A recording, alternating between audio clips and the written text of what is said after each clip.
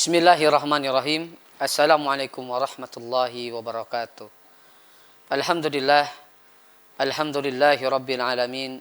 Wassalatu wassalamu ala nabiyina al-mursalin Muhammadin wa ala alihi wa ashabihi wa man tabi'ahum bi ihsanin ila yaumiddin, amma ba'du. Allahumma inni as'aluka ilman nafi'an wa rizqan thayyiban wa amalan mutaqabbala wa lisanan dzakira wa qalban khashi'a. Rabbi shrah li sadri. Para sahabat, para pemirsa media Gema Islam yang senantiasa dirahmati Allah Subhanahu wa taala. Alhamdulillah, puji dan syukur kita panjatkan kepada Allah Subhanahu wa taala atas seluruh limpahan karunia dan rahmatnya di siang yang berbahagia ini, setelah kita melaksanakan kewajiban kita sebagai seorang muslim, yaitu salat Jumat berjamaah. Allah Subhanahu wa taala takdirkan kita untuk berjumpa kembali dalam program Maktabah Salafiyah. Tak lupa kita haturkan salawat dan salam kepada suri tauladan kita baginda Nabi Muhammad sallallahu alaihi wasallam beserta keluarganya, para sahabatnya, serta orang-orang yang mengikuti risalahnya hingga akhir zaman. Para pemirsa dan para sahabat media Gema Islam yang senantiasa dirahmati Allah Subhanahu wa taala, insyaallah di kesempatan siang yang bahagia ini kita akan melanjutkan daripada pembahasan kitab Kaifa Takunu Miftahan lil Khairi. Bagaimana caranya agar kita mampu menjadi pembuka pintu kebaikan untuk orang lain. Dan kita telah membahas 2 poin penting di dalam kitab ini, yaitu i'tiqad anna Allah azza wa jalla huwa khairul fatihin. Kita meyakini bahwasanya Allah Subhanahu wa taala adalah zat yang membukakan pintu kebaikan. Kemudian yang kedua adalah tauhidullah wa ikhlasid, yaitu mentauhidkan Allah, mengikhlaskan di dalam beribadah kepada Allah Subhanahu wa taala, biasa mendapatkan kesempatan oleh Allah Subhanahu wa taala, nantiasa diberikan pintu kebaikan. Kemudian kita masuk daripada al-amru tsalis atau al-miftahu tsalis, poin yang ketiga atau kunci yang ketiga agar kita mampu untuk membukakan pintu kebaikan untuk saudara kita. Qala al-muallif hafizahullahu taala, al-amru tsalis al-'ilmun nafi'. Poin yang ketiga atau kunci yang ketiga adalah ilmu yang bermanfaat. Maka sebelum kita membahas berkaitan dengan apa yang dimaksud dengan ilmu yang bermanfaat, maka di dalam kehidupan kita ilmu itu dibagi menjadi 2. Yang pertama adalah ilmu yang kita harus berbeda dengan orang kafir. Jadi ilmu secara garis besar dibagi menjadi 2. Yang pertama tadi ilmu yang mana kita harus berbeda dengan orang kafir. Contoh dalam masalah ilmu akidah. Tentu kita memiliki akidah, memiliki keyakinan, dan orang kafir pun memiliki akidah, keyakinan. Tentunya kita harus berbeda dalam masalah akidah dengan orang.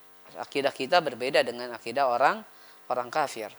Kita meyakini Allah Subhanahu wa taala adalah zat yang paling berhak untuk disembah. Ya, karena sesembahan banyak di muka bumi ini, tapi yang berhak disembah adalah Allah Subhanahu wa taala, Al-Khaliq, Al-Malik, Al-Quddus, Al-Mudabbir, sang pencipta yang memberi rizki, yang mengatur, yang menciptakan alam semesta. Nah, itu akidah orang beriman.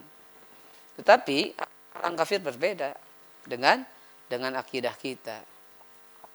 Nah, dalam masalah fikih, masalah tata cara ibadah, kita juga harus berbeda dengan orang kafir. Kita memiliki tata cara ibadah tersendiri yang sudah diajarkan Rasulullah sallallahu alaihi wasallam. Orang kafir pun memiliki tata cara di dalam, harus berbeda. Ya, ibadah harus berbeda. Makanya tidak sama antara ilmu fikih kita dengan fikih, ilmu akidah kita dengan akidah orang kafir, jelas berbeda. Nah, kemudian ilmu yang kedua, ilmu yang kita harus sama, bahkan tidak bisa dibedakan antara orang Islam dan orang kafir. Nah, sebagai contoh ilmu matematika, karena di dalam matematika ya sama saja, antara 5 kali 2 10. Jadi tidak ada 5 kali 2 untuk orang Islam 10, untuk orang kafir 20. Ya, sama-sama. Kalau dari ilmu matematika, dan masih banyak mungkin ilmu-ilmu yang lain yang kita mungkin tidak tidak bisa berbeda dengan orang kafir. Tetapi ada ilmu yang kita harus berbeda. Nah, ilmu yang bermanfaat adalah ilmu yang tadi, ilmu yang kita harus berbeda dengan orang kafir. Walaupun tentunya ilmu di dalam kehidupan kita itu banyak macamnya. Ada yang disebut ilmu syar'i, ada yang disebut dengan ilmu sosial, ilmu matematika, ya. Sekarang mungkin ilmu teknologi, ya. Semua ilmu itu diperbolehkan di dalam Islam selama ilmu tersebut bisa bermanfaat untuk menjadi wasilah tentang majunya Islam. Ya, adapun ilmu yang dilarang jelas, ya. Ilmu tentang kesyirikan, ilmu yang tentunya di sana ada kemaksiatan, kemudian yang bisa merusak agama, tentunya dilarang. Tetapi ilmu secara umum, ilmu teknologi, selama itu diperlukan, bisa menjadi wasilah untuk memajukan Islam ini, maka tentunya diperbolehkan dan tentunya ini juga dibutuhkan. Tetapi apa yang dimaksud dengan ilmu nafi di sini? Mu'alif mengatakan, al ilmu nafi'u al-mustamaddu min kitabillahi azza wa jal wa sunnati nabihi sallallahu alaihi wasallam. Ilmu yang bermanfaat adalah ilmu yang disandarkan, yang diambil dari Al-Quran, kitabullah, dan sunnah-sunnah Nabi Muhammad sallallahu alaihi wasallam. Berarti yang dimaksud di sini adalah ilmu syar'i. Ya, ilmu syar'i, walaupun boleh saja kita menuntut ilmu dunia, boleh-boleh saja. Tetapi ilmu yang paling bermanfaat di antara ilmu-ilmu yang lain adalah ilmu syar'i. Ya, Allah Subhanahu wa taala berfirman, "Wa man ahsanu qawlan mimman da'a ila Allahi wa 'amila shalihan wa qala innani minal muslimin." Ya, siapa yang lebih baik perkataannya daripada orang yang berdakwah di jalan Allah? Tentunya orang berdakwah di jalan Allah Subhanahu wa taala adalah orang-orang yang memiliki ilmu agama, ilmu syar'i. Ya, mereka berdakwah menyampaikan ilmu ini daripada sumber yang ada di dalam Al-Quran dan sunnah Nabi Muhammad sallallahu alaihi wasallam. Kenapa? Ilmu yang bermanfaat adalah ilmu yang datangnya, sumbernya dari Al-Quran dan sunnah. Mu'alif mengatakan, al-ilmu asasun la budda minhu liyakuna al-'abdu miftahan lil khairi wa man lam yakun indahu 'ilmun nafi'un kaifa yumayyizu baina mafatihil khairi wa mafatihis syarri. Karena dengan ilmu yang bersumber dari Al-Quran dan sunnah Nabi Muhammad sallallahu alaihi wasallam, maka ilmu tersebut bisa membantu orang tersebut menjadi pembuka pintu kebaikan. Ya, kalau bukan karena ilmu yang bermanfaat, kalau bukan karena ilmu yang bersumber dari Al-Quran dan sunnah Nabi Muhammad SAW, maka orang tersebut tidak akan mampu membedakan. Yumayyiz baina mafatihil khair wa mafatihis syarr. Dia tidak bisa membedakan, ya, mana pembuka pintu kebaikan, mana pembuka pintu keburukan. Kenapa? Karena tidak punya ilmu yang bersumber dari Al-Quran dan sunnah. Kemudian, kaifa yumayyizu bainal haq wal batil. Bagaimana orang tersebut bisa membedakan perkara yang hak dan yang batil kalau dia tidak punya ilmunya. Kalau kita ingin membukakan pintu kebaikan untuk saudara kita, maka kita harus tahu mana perkara yang baik, mana perkara yang buruk, mana yang hak, mana yang batil. Dengan apa? Tentunya bukan dengan perasaan, tapi dengan dalil, dengan ilmu yang bersumber dari Al-Quran dan sunnah. Kaifa yumayyiz baina sunnah wal bid'ah wa kaifa yumayyiz bainal huda wad dhalal. Bagaimana dia bisa membedakan mana perkara yang sunnah, mana perkara yang bid'ah. Bagaimana dia bisa membedakan mana perkara hidayah, mana perkara yang benar, mana perkara yang sesat. Semuanya diukur dengan ilmu. Jadi barometer kebaikan itu dengan ilmu, bukan dengan perasaan. Oleh karena itu, agama dibangun di atas dalil, bukan di atas atifiyah, bukan di atas perasaan. Nah, Allah Subhanahu wa taala berfirman. Di sini mu'alif menukil salah satu ayat yang sangat masyhur, populer sekali, sering kita dengar di dalam surat Yusuf.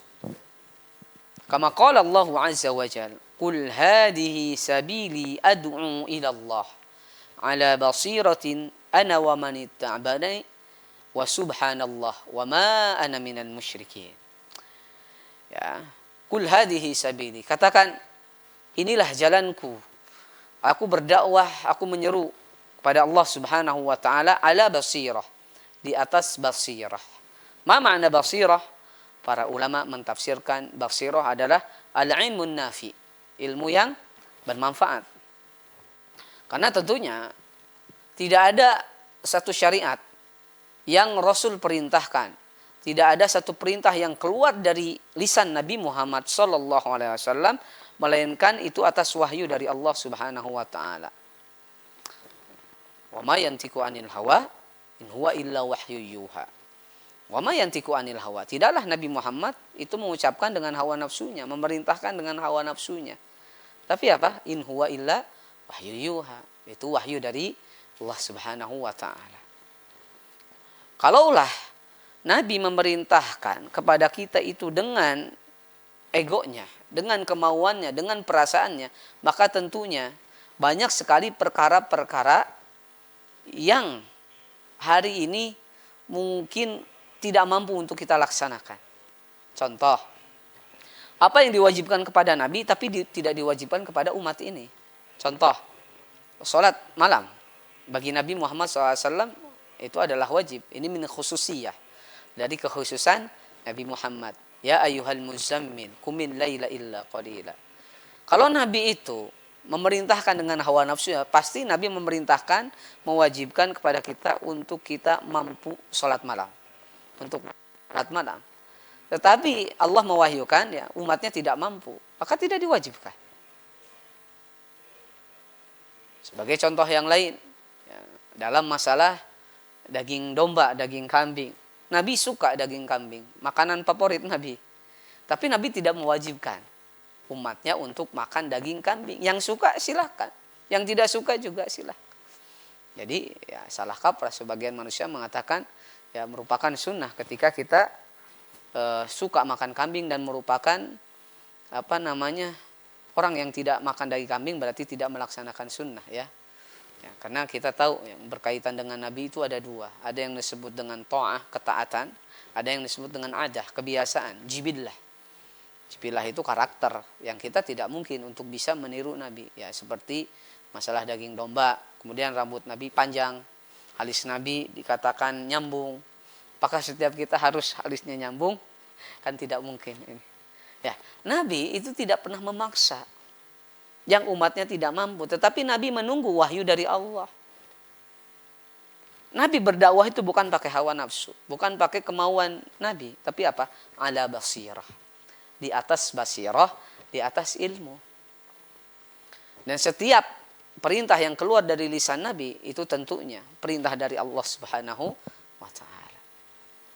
Kita bisa ambil satu hikmah. Disebutkan dalam salah satu hadis yang diriwayatkan oleh Abdullah bin Umar radhiyallahu anhuma, anna rajulan sa'ala an-nabiy sallallahu alaihi wasallam ayyul buka'il khair wa ayyul buka'is syarr. Bahwasanya seorang laki-laki datang kepada Nabi Muhammad sallallahu alaihi wasallam dan bertanya, tempat mana yang paling baik di muka bumi ini dan tempat mana yang paling buruk di muka bumi ini? Nabi tidak menjawab, tidak mampu menjawab. Kenapa? Karena tidak tahu ilmunya. Dia menunjukkan ketika Nabi tidak tahu ilmunya, Nabi tidak bermudah-mudahan untuk memberikan jawaban, untuk berfatwa. Maka di dalam hadis itu Nabi bertanya kepada malaikat Jibril, ya Jibril, ayul buka al khair wa ayul buka syar. Tempat mana yang paling baik di muka bumi ini dan tempat mana yang paling buruk? Jibril pun mengatakan, la adri, wallahu a'lam. Aku tidak tahu. Ya, malaikat Jibril, muta'in thamma amin. Malaikat yang paling dipercaya, tugasnya berat menyampaikan wahyu. Ketika ditanya dan dia tidak tahu ilmunya, tidak menjawab, mengatakan la adri. Ya, la adri.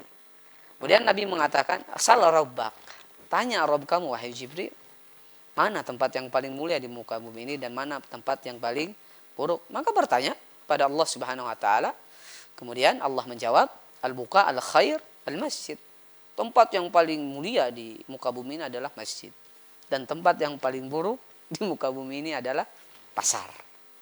Nabi tidak tahu. Ya. Dan kita tahu Imam Malik rahimahullah ta'ala adalah imam Darul Hijrah, ilmunya luar biasa. Siapa yang tidak tahu Imam Malik? Ya. Pengarang Muwatta. Dan masih banyak kitab-kitab yang dikarang oleh Imam Malik. Ketika ditanya, ya, dengan beberapa pertanyaan, dia mengatakan apa? Aku ditanya 60 soal. Dan aku menjawab wallahu alam 30 soal. Ini menunjukkan ilmu bermanfaat itu adalah ilmu yang dia maqalallah wa qala Rasul. Ilmu yang apa yang dikatakan Allah dan apa yang dikatakan Rasul. Apa yang bersumber dari Al-Quran dan bersumber dari hadis Nabi Muhammad SAW. Dan tentunya mu'allif mengatakan di dalam kitab ini, lihat, fal ilmu asasun azimun wa aslun kabirun fi hadzal bab la budda an ya'taniya bihi al-'abdu liyakuna bidzalika min mafatihil khair wa maghalikis syarr. Maka ilmu ini menjadi asasun, pondasi yang paling besar, yang paling penting di dalam bab ini, di dalam kitab ini. Orang ingin bertauhid kepada Allah tentunya harus memiliki ilmunya. Makanya di dalam Al-Quran, fa'lam annahu la ilaha illallah. Fa'lam, ketahuilah, ilmuilah. Ketika ingin dalam beribadah kepada Allah harus tahu ilmunya. Fal ilmu asasun azim. Ilmu itu merupakan pondasi, ya, yang paling besar, yang paling terpenting di dalam kitab ini, di dalam pembahasan ini. Karena tentunya ilmu merupakan pondasi daripada seluruh kebaikan. Kalau antum ingin mendapatkan kebaikan, maka harus didasari dengan ilmu yang benar. Maka terjadinya kerusakan di muka bumi ini itu disebabkan karena orang menuntut ilmu, ya, dengan guru yang salah mungkin. Ya, orang mengambil ilmu atau berfatwa dengan fatwa yang salah, maka akan rusak agama ini. Ada satu kisah ini masyhur, ya, sering kita dengar. Disebutkan dalam salah satu hadis Nabi Muhammad SAW. Nah, ini disebutkan juga di dalam kitab Ad-Dawa Dawa. Kunna, ya, safarna. Dalam hadis itu kharajna fi safarin. Kharajna fi safarin. Fa asaba rajulan syajarun. Ya, fa asaba rajulan hajarun. Jadi kami keluar safar. Sebagian para ulama mengatakan para sahabat keluar safar di sini adalah untuk berperang. Maka ada seorang sahabat, seorang laki-laki yang kepalanya terkena batu. Fasyajjahu. Kemudian terluka. Kalau orang sudah bilang bohak, ya, lecet. Summah talam. Kemudian di malam hari dia mimpi basah. Kemudian setelah dia bangun dia harus mandi besar. Kemudian bertanya kepada para sahabat, hal tajiduna rukhsah? Apakah aku bisa mendapatkan rukhsah untuk bertayamum? Karena kepalaku sedang luka terkena batu. Maka sebagian sahabat mengatakan tidak ada rukhsah bagi orang yang mendapati air. Padahal di dalam ilmu fikih kita boleh bertayamum walaupun ada air. Dengan syarat kita tidak mampu untuk menggunakan air tersebut. Ya, jadi syarat tayamum bukan berarti tidak ada air saja. Ya, ketika ada air tapi kita tidak mampu. Kenapa? Karena mungkin kalau menggunakan air nanti ada madharat, sakit lah atau mungkin seperti apa, maka diperbolehkan kita untuk bertayamum. Dan para sahabat ketika itu sebagiannya tidak tahu dan mengatakan tidak ada rukhsah bagi kamu karena ada air. Akhirnya mandi dengan air, kemudian lukanya terkena air, kemudian meninggal. Kemudian sebagian para sahabat mengadukan kepada Nabi Muhammad SAW. Apa yang dikatakan Nabi? Qatalahumullah. Ya, mereka telah membunuh. Mudah-mudahan Allah membunuh mereka. Dalam arti di sini, ya, Nabi bukan berarti mendoakan keburukan untuk para sahabat. Artinya apa? Di sini al-wa'd. Ya, tanbih kepada kita apa? Ala ya'lamu idh sa'alu. Kenapa? Ketika mereka tidak tahu, tidak bertanya. Fa inna shifa'al ai as-su'al. Karena obat kebodohan itu adalah bertanya. Kalau kita tidak mampu, bertanya. Jangan sampai ketika kita tidak tahu kita berfatwa. Kenapa? Karena tidak memiliki ilmu. Nah, ini bahaya. Ya, akhirnya salah seorang sahabat meninggal dunia. Wah, ini madharatnya besar. Madharatnya besar. Oleh karena itu yang namanya kebaikan itu sumbernya dari ilmu. Keburukan juga sama. Kalau ilmunya salah,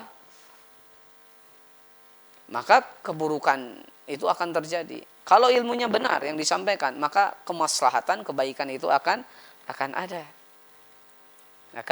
Akan ada.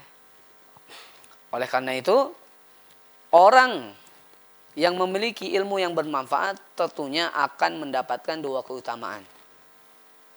Ya, ahlul ilmi yang ilmunya bermanfaat, memiliki ilmu kemudian ilmunya diamalkan dan bermanfaat, itu akan mendapatkan dua keutamaan.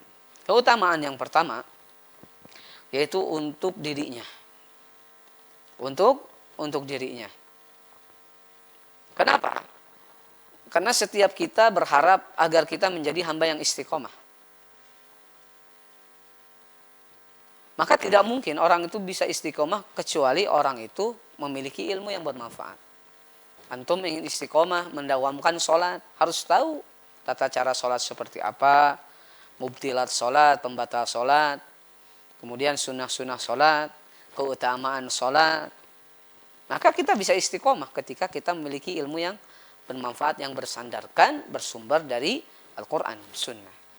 Kita ingin mendawamkan puasa, kita ingin mendawamkan sedekah, kita ingin mendawamkan ibadah-ibadah yang lainnya. Kita harus tahu ilmu. Tentunya ilmu yang berdasarkan dari Al-Quran dan sahih ala fahmi salafil ummah. Ini yang bermanfaat. Maka akan memberikan keutamaan manfaat kepada dirinya. Kenapa? Bisa istiqomah. Dan istiqomah itu bukan dihitung banyak dan sedikitnya beramal. Istiqomah adalah al-isobah, ketepatan di dalam beramal. Ya, ketepatan di dalam beramal. Jadi bukan masalah jumlah. Terkadang orang itu beramal yang jumlahnya banyak tetapi salah. Tidak sesuai dengan ilmu yang bersandar dari Al-Quran dan Sunnah. Ya, tidak sesuai tuntunan Rasul, luar biasa. Mungkin sholat puluhan rakaat. Kemudian melaksanakan ibadah-ibadah yang banyak. Tetapi tidak sesuai dengan tuntunan Rasul. Kenapa? Tadi bukan menggunakan ilmu yang bermanfaat. Maka tertolak tentunya. Tapi ada di antara kita yang beribadahnya pas, tidak terlalu banyak tapi tepat. Dan ini yang bermanfaat. Kenapa? Karena dia melaksanakan ibadah dari ilmu yang bermanfaat. Maka akan ada keuntungan untuk dirinya, untuk pribadinya. Ya. Kemudian keutamaan yang kedua, dia akan memberikan manfaat kepada orang lain. Dia akan membukakan pintu kebaikan untuk orang lain. Ketika kita mengajarkan ilmu yang bermanfaat, kemudian orang lain mengikuti ilmu yang kita ajarkan, kita akan mendapatkan pahala dari orang-orang yang kita ajarkan. Kita ajarkan sholat, kita, anak istri kita dengan tata cara sholat yang benar sesuai dengan tuntunan Nabi Muhammad SAW, kita akan mendapatkan pahala. Kenapa? Dengan ilmu yang bermanfaat, dengan ilmu yang benar, kita membukakan pintu kebaikan untuk orang lain. Kita mengajarkan mengaji, kita mengajarkan wudu kepada anak dan istri kita, dan mereka melakukan kebaikan tersebut dari kita yang kita ajarkan dengan ilmu yang bermanfaat, kita akan mendapatkan pahala. Ya, di dalam Islam ini, masya Allah, ketika antum ajarkan seseorang untuk beramal soleh, kemudian didasari dengan ilmu yang bermanfaat, dengan ilmu yang benar, antum akan mendapatkan kebaikan.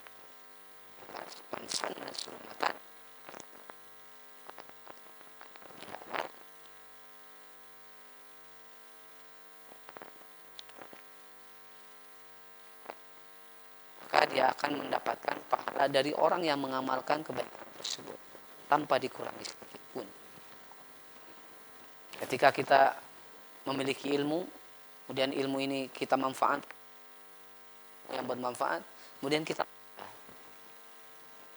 ya, Allah Subhanahu wa Ta'ala akan senantiasa memberikan pahala kepada kita walaupun kita, ya, berada di mana?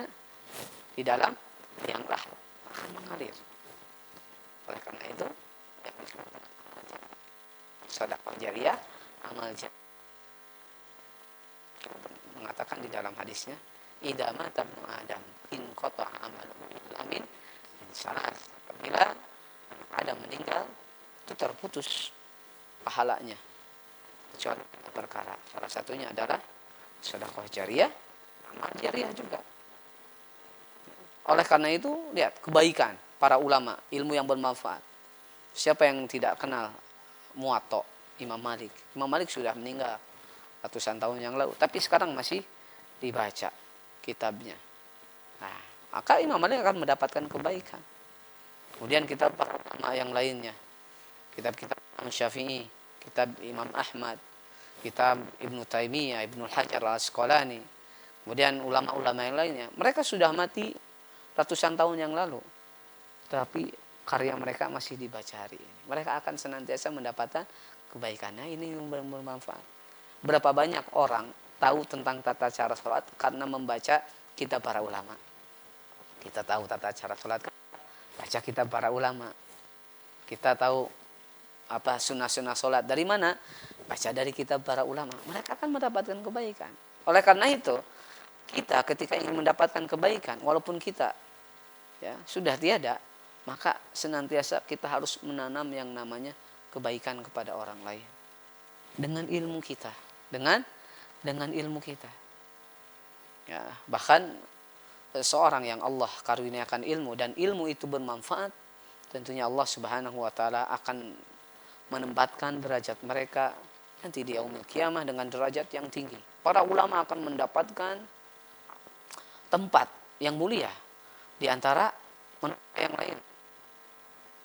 Bahkan di dunia pun Allah Subhanahu wa taala orang-orang yang memiliki ilmunya bermanfaat bagi orang lain. Mereka membukakan pintu kebaikan untuk orang lain. Fadlul 'abidi 'alal 'alimi kafadlil qamar 'ala sa'iril kawakib. Keutamaan ahlu ibadah dengan ulama. Ahlu ibadah bagus, baik, Masya Allah. Orang memperbanyak sholat baik, memperbanyak membaca Al-Quran baik. Tetapi Nabi membandingkan antara ahlu ibadah dengan ilmi. Mana yang lebih mulia? Maka Rasul mengatakan, kafadlil qamar ala sairil. Perbandingannya, ya, bagaikan rembulan di antara para bintang. Bintang banyak di langit, tidak bisa kita hitung. Ya. Tetapi bulan hanya satu. Tapi sinarnya mana yang lebih kuat yang menerangi bumi ini? Bulan yang satu. Artinya apa? Kenapa ulama lebih mulia daripada ahlu ibadah? Karena asar yang mereka berikan kepada manusia. Ahlu ibadah mungkin bisa memberikan asar ketika mereka memberikan contoh pada orang lain untuk memperbanyak sholat. Orang akan termotivasi. Masya Allah, fulan ibadahnya rajin, termotivasi. Ada. Tapi lebih pada dia sendiri. Tetapi ulama ketika menyampaikan ilmu, asarnya, efeknya kepada siapa? Bukan kepada dirinya sendiri, tetapi kepada orang lain. Ya, antum ajarkan sholat, kemudian 10 orang mengikuti ya tata syarat yang benar yang antum sampaikan, dapat pahala. Apalagi antum hari ini mengajar, kemudian peserta didik kita mengamalkan apa yang kita ajarkan. Fabiha wa ni'mah. Alhamdulillah. Kenikmatan yang luar biasa, karunia yang luar biasa yang kita dapatkan dari Allah. Apa? Bayangkan, kalau satu orang itu melaksanakan 5 waktu dengan sholat yang benar dari apa yang kita ajarkan kepada kita yang bersumber dari Al-Quran dan Sunnah, dari ilmu yang bermanfaat ini, tentunya kita akan meraih banyak pahala, mengumpulkan banyak pahala.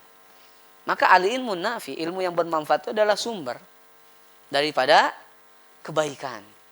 Dan ilmu yang salah, ilmu yang tidak bermanfaat, yang bukan bersandar dari Al-Quran dan Sunnah, yang menyesatkan manusia, itu adalah sumber kerusakan. Sumber kerusakan. Bisa jadi terjadinya huru-hara hari ini, pembunuhan, kemudian keburukan-keburukan yang lain. Bisa jadi orang salah mendengar fatwa, orang salah belajar dengan gurunya. Kenapa? Karena tadi salah mengambil ilmu. Jadi ilmu yang bermanfaat adalah ilmu yang dia bersandar, bersumber dari Al-Quran dan Sunnah, dan ilmu yang diamalkan. Ini tambahan pentingnya adalah, jadi terkadang ada ilmu yang bersandar dari Al-Quran dan Sunnah tapi tidak diamalkan. Nah, ini kurang bermanfaat. Para ulama mengatakan yang disebut alim Laisal alimu bi kasratir riwayah, walakinnal alimu bil khasyah. Bukan disebut alim karena banyak meriwayatkan hadis, banyak ribuan hadis dia hafal. Yang disebut alim adalah khasyah, rasa takut dia kepada Allah Subhanahu wa taala. Maka tentunya mu'allif di sini menukil salah satu ayat yang sangat masyhur di dalam bab ilmu. Di dalam surat Az-Zumar, Allah Subhanahu wa taala berfirman, "Qul hal yastawil ladzina ya'lamuna wal ladzina la ya'lamun." Katakanlah, apakah ilmu dengan orang-orang bodoh? Apakah sama orang-orang yang mengetahui ilmu dengan orang yang tidak mengetahui ilmu? Berbeda. Bahkan manzilah ilmu itu betul-betul diperhatikan di dalam syariat Islam ini. Hatta, mohon maaf, binatang yang najis, anjing, itu dibedakan antara kalbun mu'allam dengan anjing yang biasa. Ya, anjing yang sudah terlatih dengan anjing biasa. Ini sampai seperti itu.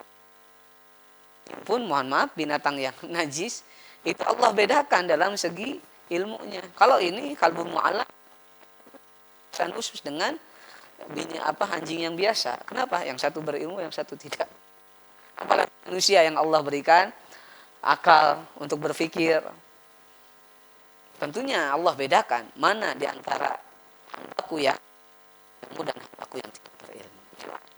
Orang yang berilmu itu akan membukakan pintu kebaikan. Punya ilmu yang bermanfaat, membukakan pintu kebaikan. Rasul membukakan pintu kebaikan. Kenapa? Dengan ilmunya. Para sahabat membukakan pintu kebaikan untuk para sahabat yang lainnya, untuk para tabi'in. Dengan apa? Dengan ilmu. Kita pun sama. Ketika kita ingin membukakan pintu kebaikan untuk saudara kita, maka kita pun harus belajar. Kita ingin membukakan pintu kebaikan mengajarkan sholat, kita harus punya ilmu sholat. Kita ingin membukakan pintu kebaikan dengan mengajarkan puasa, kita harus mengetahui ilmu puasa. Nah, oleh karena itu para pemirsa, ya, bab ilmu ini memang bab yang paling terpenting di dalam kehidupan seorang muslim. Bahkan kita tahu tidak ada satu kitab, ya, yang tidak membahas tentang ilmu. Semuanya membahas ilmu. Bahkan kita tahu bab ilmu itu biasa didahulukan daripada kitab-kitab yang lainnya. Ya, daripada kitab-kitab yang lainnya. Ya, sebelum membahas bab ini selalu didahului dengan bab yang namanya, ya, bab ilmu, ya, atau disebutkan kitab ilmu. Bab keutamaan. Kenapa? Tidak mungkin kita untuk memahami bab-bab yang lain, melainkan kita harus mempelajari ilmunya terlebih dahulu. Barakallahu fikum. Mudah-mudahan Allah Subhanahu wa taala memberikan kemudahan kepada kita agar kita senantiasa mampu untuk menuntut ilmu ini, karena tentunya dengan ilmu yang bermanfaat kita mampu untuk membukakan pintu kebaikan untuk saudara kita. Baik, insyaallah kita akan lanjutkan poin berikutnya di poin yang keempat, tapi tentunya setelah jeda yang berikut ini. Bismillahirrahmanirrahim. Para pemirsa, para sahabat media agama Islam yang senantiasa dirahmati Allah Subhanahu wa taala. Alhamdulillah kita memasuki segmen yang kedua, di mana di segmen yang pertama tadi kita jelaskan di poin yang ketiga atau di kunci yang ketiga, yaitu ilmun nafi. Mudah-mudahan Allah Subhanahu wa taala memberikan kemudahan kepada kita semua agar kita senantiasa mampu untuk memahami ilmu-ilmu yang Allah berikan kepada kita, dan tentunya harapan besar kita agar kita mampu untuk mengamalkan dari ilmu-ilmu yang kita miliki dan kita pelajari. Baik, insyaallah kita akan masuk kepada poin yang keempat atau kunci yang keempat. Qala al-muallif hafizahullah taala al-amru ar-rabi' atau al-miftahu ar-rabi'. Al-inayatu bi faraidil islami wa wajibatid din. Yaitu berupaya untuk melaksanakan apa-apa yang Allah wajibkan kepada kita dari syariat ini. Dan tentunya ketika kita berusaha untuk melaksanakan apa-apa yang Allah perintahkan kepada kita, kita pun harus mampu untuk berupaya tidak melaksanakan atau menjauhi daripada apa-apa yang Allah larang. Kemudian mu'allif di sini mengatakan al-inayatu bi faraidil islami wa wajibatid din wal ijtihadi fil qiyami biha wa tahqiqiha fa inna inayataka bil faraidhi wa ihtimamika biha wa muhafadhatika 'alaiha yuftahu laka min abwabil khairi wa abwabil birri ma la yakhtur laka bi balin wa la yaduru laka bi khiyalin. Berusaha, berupaya untuk melaksanakan kewajiban-kewajiban yang disyariatkan oleh Allah Subhanahu wa taala di dalam agama Islam ini merupakan sesuatu yang harus dilakukan oleh setiap muslim dan muslimah. Dia harus mampu berijtihad, berusaha, berupaya untuk merealisasikan seluruh perintah Allah Subhanahu wa taala dan berusaha, berupaya untuk menjauhi dari apa-apa yang Allah larang. Maka ketika kita berusaha, berupaya untuk melaksanakan seluruh perintah Allah Subhanahu wa taala, apa yang Allah janjikan? Yuftahu laka min abwabil khair. Allah akan mudahkan untuk kita bisa melaksanakan kebaikan. Allah akan mudahkan kita untuk menjadi pembuka pintu kebaikan. Allah akan mudahkan untuk kita mengajak saudara-saudara kita di dalam kebaikan. Kenapa? Berusaha, berupaya untuk melaksanakan kewajiban-kewajiban di dalam agama ini. Nah, tentunya kewajiban di dalam agama ini banyak sekali.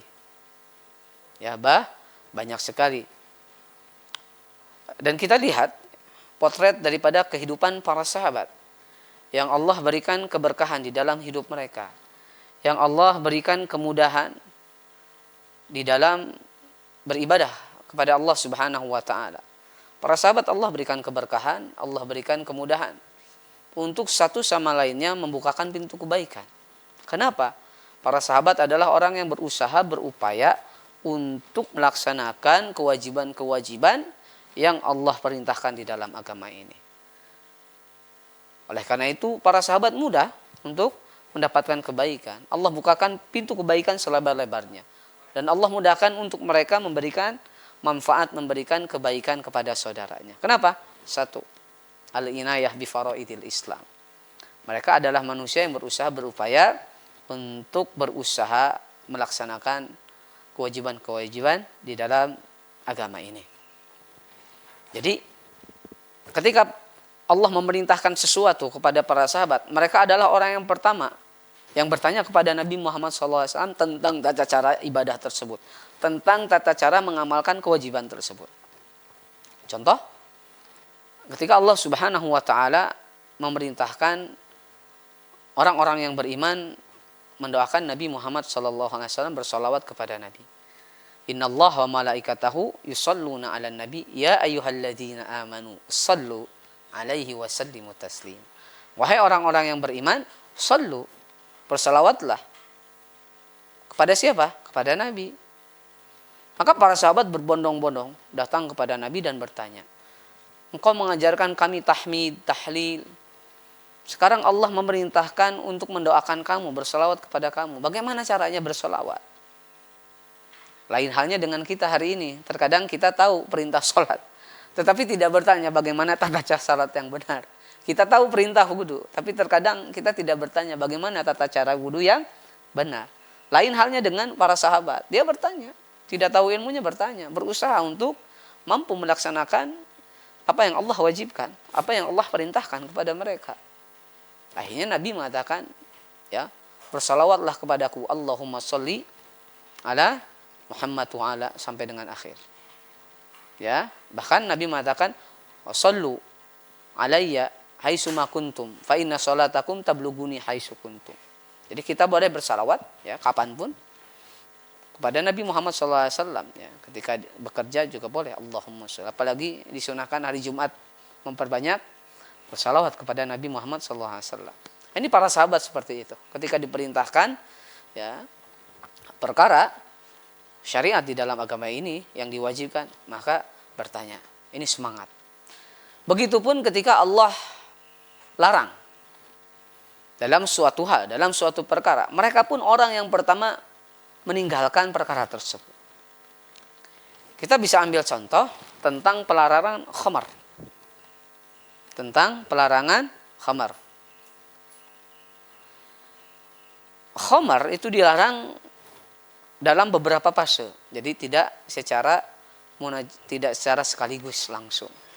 Karena khamar itu sudah menjadi lifestyle, passion orang jahiliyah terdahulu. Jadi biasa mengkonsumsi khamar di rumah mereka. Mereka menyediakan khamar entah itu dari anggur ataupun dari kurma. Hanya untuk menjamu tamu, mungkin hanya untuk menghangatkan badan. Ya, kalau di Sunda mungkin kita mengkonsumsi teh tawar ya. Nah, itu menjadi lifestyle mereka. Allah tidak haramkan langsung. Tapi Allah beritahu bahwasanya di dalam anggur dan kurma itu ada sesuatu yang memabukkan. Ya. Tattakhiduna minhu sakara wa rizqan hasana. Dari kurma dan anggur itu ada sesuatu yang memabukkan. Allah belum haramkan. Allah kabarkan. Setelah itu mereka bertanya, wa yas'alunaka 'anil khamri wal maisir qul fihima itsmun kabir. Mereka bertanya ya tentang khamar, maka Allah menjawab, ada manfaatnya. Tetapi dosanya, keburukannya lebih besar, lebih dahsyat. Kan ya. Al-khamar umul khaba'is. Khamar itu adalah biang keburukan. Kenapa? Ketika minum khamar sudah hilang akalnya, dia mampu untuk melakukan apa saja. Disuruh ini mau, kenapa? Sudah hilang akalnya. Kemudian fase berikutnya setelah bertanya, ya, khamar itu tidak haram secara menyeluruh. Bahkan Allah mengatakan, ya ayyuhalladzina amanu la taqrabus sholata wa antum sukara. Jangan mendekati sholat dalam keadaan mabuk. Karena ada seorang sahabat yang bernama Abdurrahman bin Abi Bakar sholat dalam keadaan mabuk. Jadi membacanya ya ngalor ngidul kemana-kemana karena sudah tidak fokus. Maka wa antum sukara. Jangan mendekati sholat dalam keadaan mabuk. Kemudian ditutup dengan pengharaman khamar dalam surat Al-An'am. Ya ayyuhalladzina amanu innamal khamru wal maisir wal ansab wal azlam rijsun min amali syaitan fajtanibuhu la'allakum tuflihun. Wahai orang-orang yang beriman, khamar, berhala, judi, rijsun, kotor, min amali syaitan, najis. Karena itu merupakan perbuatan syaitan, fajtanibuhu, jauhi. Maka ketika para sahabat mendengar ayat ini, maka semua sahabat yang memiliki khamar menumpahkan khamar mereka di jalan-jalan. Tidak ada mereka datang kepada Nabi, wahai Rasulullah, ini sudah menjadi lifestyle kami, sudah menjadi minuman yang mungkin setiap hari diminum. Tolong berikan waktu 1 pekan atau mungkin 1 bulan untuk kami berpuas-puas dulu menghabiskan khamar ini. Tidak. Ketika Allah larang, maka mereka langsung tinggalkan khamar itu. Ini salah satu contoh, masih banyak lagi. Nah, ketika para sahabat itu adalah orang yang pertama melaksanakan apa yang Allah perintahkan dan orang yang pertama meninggalkan dari apa yang Allah larang, maka Allah berikan keberkahan dalam hidupnya. Allah berikan pintu kebaikan. Allah buka pintu kebaikan dengan selebar-lebarnya. Allah mudahkan dia untuk melakukan kebaikan. Dan para sahabat satu dengan yang lain saling membukakan pintu kebaikan. Umar bin Khattab radhiyallahu anhu dengan seorang sahabat Ansar disebutkan dalam Sahih Bukhari dalam bab at-tana'ub fi talabil ilmi. Bab silih berganti dalam talabul ilmi. Ini satu dengan yang lainnya, antara Umar dengan sahabat Ansar itu saling membukakan pintu kebaikan, memberikan kesempatan untuk melakukan kebaikan satu dengan yang lainnya. Disebutkan dalam hadis itu, Umar dan seorang sahabat Ansar itu bersepakat, ya, hari ini aku menjaga toko di pasar, ya, dan engkau pergi ke majelis ilmu. Karena tahu mencari nafkah wajib, mencari ilmu juga wajib, dan tidak mau untuk tertinggal ilmu dari Rasul. Maka bersepakat antara Umar dengan sahabat Ansar, engkau pergi ke majelis Rasul, aku menjaga toko, menjaga warung di pasar. Kemudian setelah engkau bermajelis dengan Rasul, kau datang kepada aku dan sampaikan apa yang disampaikan oleh Rasul, apa yang diajarkan oleh Rasul. Begitupun sebaliknya, keesokan harinya Umar pun pergi ke majelis Nabi dan sahabat Ansar itu ya bergantian menunggu toko. Umar pun ketika setelah selesai bermajelis, Umar sampaikan dari apa yang diajarkan oleh Nabi Muhammad SAW. Nah ini para sahabat. Makanya Allah mudahkan. Allah Allah mudahkan mereka untuk mendapatkan pintu kebaikan, dan Allah berikan kesempatan kepada mereka satu dengan yang lainnya membukakan pintu kebaikan untuk saudara. Ingat al-inayah di faraidil Islam. Berusaha, berupaya untuk melaksanakan kewajiban-kewajiban di dalam agama ini. Karena tentunya kalau kita melihat kelompok orang Islam yang difirmankan oleh Allah Subhanahu wa taala itu ada 3. Ada 3 kelompok. Ya, orang yang beriman kepada Allah, orang Islam itu. Ini disebutkan dalam surat Fatir. Allah Subhanahu wa taala berfirman, "Tsumma awrathnal kitaba alladziina astafaina min ibadina, faminhum zalimun li nafsihi, wa minhum muqtasidun, wa minhum sabiqun bil khairat." Lihat, "Tsumma awrathnal kitaba alladziina astafaina." Jadi Allah wariskan, Allah wahyukan Al-Quran ini kepada ya hambanya yang dipilih. Kemudian dari situ ya muncullah pemeluk agama Islam. Sehingga pemeluk agama Islam ini dibagi menjadi 3 kelompok. Kelompok yang pertama ada yang disebut dengan zalimul li nafsi. Dan ini diabadikan di dalam Al-Quran, dicatat di dalam Al-Quran. Ada firmannya. Zalimul li nafsi. Kelompok yang pertama, orang yang beriman tapi zalim terhadap dirinya. Siapa mereka? Ahlul ma'asi, ahlul kabair. Orang yang sering melakukan kesalahan, keburukan, orang yang sering melakukan dosa besar. Kenapa disebut zalimul li nafsi? Karena dengan keburukannya, dengan dosanya, dia melukai dirinya, dia menzalimi dirinya.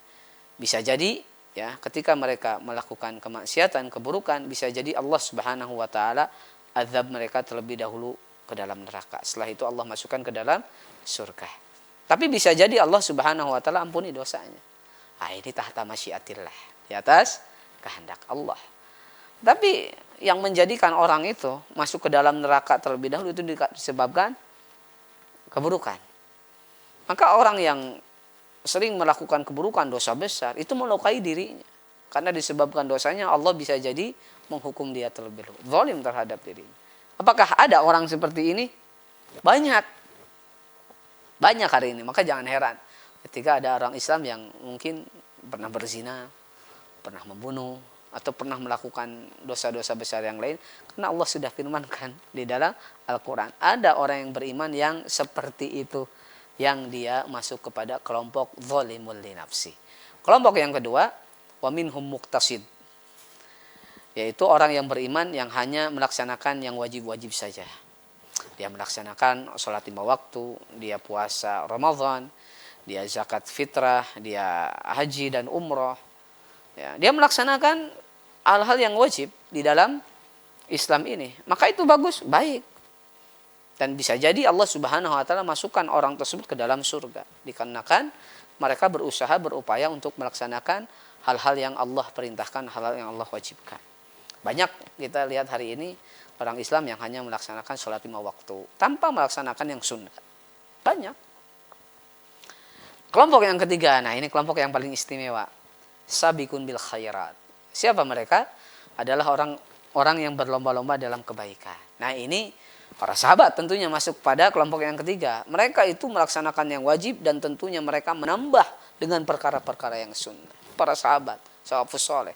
Mudah-mudahan kita termasuk daripada kelompok yang ketiga. Mereka tidak melaksanakan yang wajib saja. Tentunya yang wajib mereka laksanakan. Mereka menambah. Mereka menambah dengan perkara-perkara yang sunnah.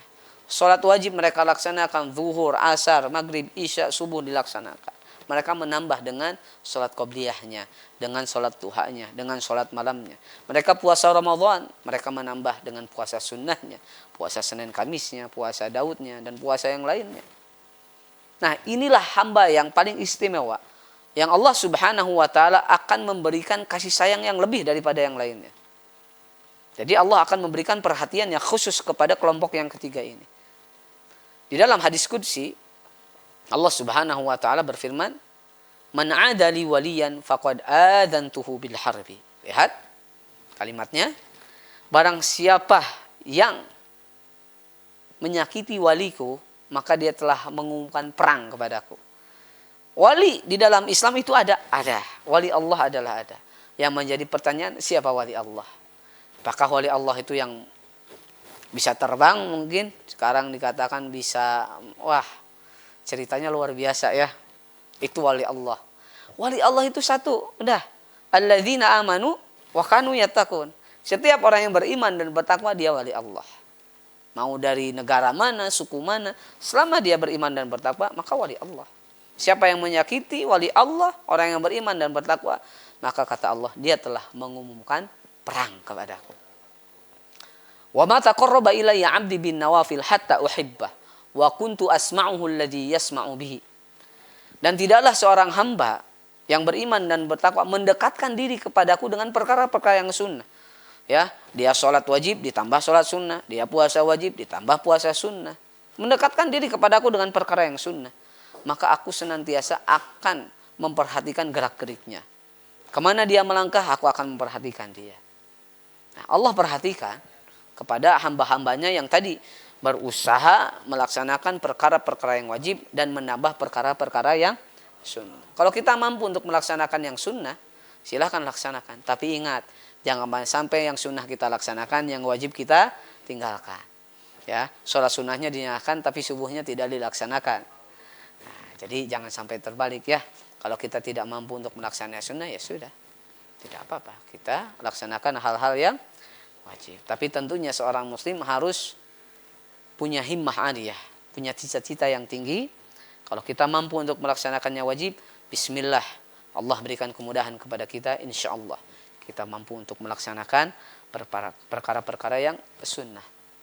Perkara-perkara yang sunnah. Antum berusaha, berupaya menjadi orang yang melaksanakan perkara yang wajib, Allah akan bukakan pintu kebaikan. Dan Allah akan berikan kesempatan untuk kita mampu menjadi pembuka pintu kebaikan untuk saudara kita. Allahu Akbar. Ya, para sahabat luar biasa. Ya, jadi para sahabat ketika Allah perintahkan adalah manusia yang pertama melaksanakan perintah itu, dan ketika Allah larang adalah manusia yang pertama meninggalkan perkara tersebut.